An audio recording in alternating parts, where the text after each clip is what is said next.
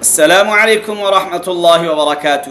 M بابو تنولی اپنے دیکھنے سننے چاہنے والوں کے لیے ایک مرتبہ پھر حاضر ہے اور ڈھیر ساری دعائیں لے کر حاضر ہوں کہ اے رب کائنات ہم سب کی جائز حاجات کو غیب کے خزانوں سے پورا فرما۔ آپ جانتے ہیں، جو میرے دیکھنے والے ہیں، سننے والے ہیں، چاہنے والے ہیں، آپ جانتے ہیں کہ میں روزانہ کی بنیاد پر ایک نیا اور جدید مسئلہ آپ کے لیے لے کر حاضر ہوتا ہوں۔ آج اسی طرح ایک اہم اور ضروری مسئلہ آپ کو بتانے لگا ہوں۔ کچھ لوگ زنا کرتے ہیں چکلوں میں جا کر، کچھ لوگ زنا کرتے ہیں گرل فرینڈ کے ساتھ، کچھ لوگ زنا کرتے ہیں پیسے دے کر، کچھ لوگ زنا کرتے ہیں زبردستی۔ لیکن میں جو آپ کو بتانے لگا ہوں کہ آپ اپنی بیوی سے، جس سے آپ کا نکاح ہوا ہے، جس کے ساتھ آپ کا نکاح ہے، آپ کی بیوی ہے، آپ کی زوجہ ہے، آپ اس سے زنا کرتے ہیں، آپ اس سے زنا کرتے ہیں۔ آپ سوچیں گے کہ یہ تو آج بالکل کوئی نیا ہی مسئلہ ہے، تو ویڈیو کو اینڈ تک ضرور دیکھیے گا۔ یہ تو بالکل نیا ہی مسئلہ ہے۔ نہیں، نیا نہیں ہے۔ آپ کو کسی نے بتایا نہیں، آپ کو کسی نے سمجھایا نہیں، آپ کو کسی نے سکھایا نہیں۔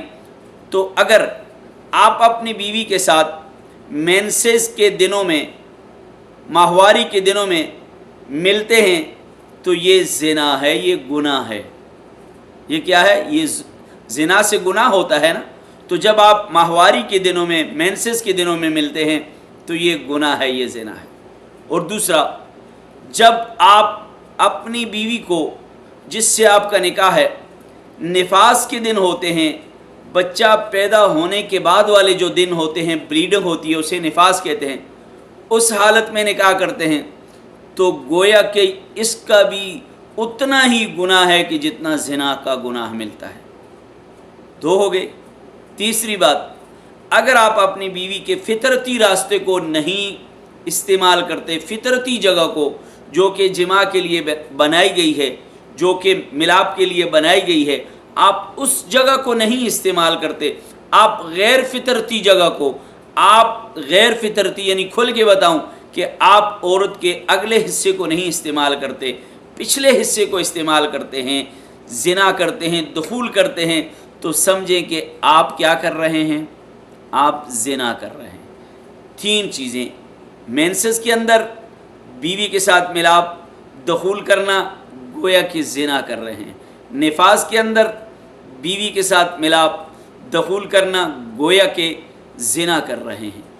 اسی طرح پچھلے حصے سے دخول کرنا، ملاپ کرنا، گویا کہ زنا کر رہے ہیں۔ تو مسلمانوں، اس سے بچو اور اللہ سے دعا مانگا کرو کہ اللہ ہمیں بچنے کی توفیق عطا فرمائے۔ السلام علیکم۔